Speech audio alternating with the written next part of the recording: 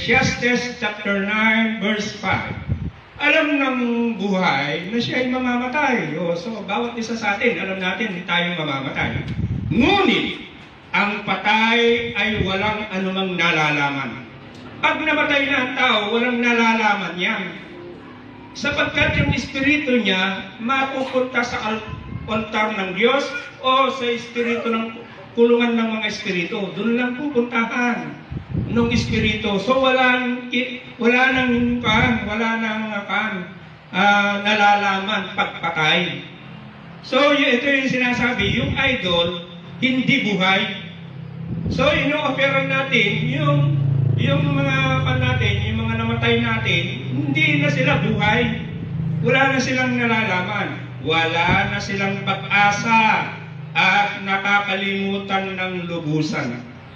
Unti-unti nakakalimutan ang mga namatay. Okay? So, ibig sabihin, hindi na sila nabubuhay. Wala na silang kinalaman sa ibabaw ng mundong ito. Yan yung mga namatay. Sapagkat yung espiritu na ibinigay ng Diyos sa tao, nung bago siya nabuhay, ay babalik sa Diyos yun.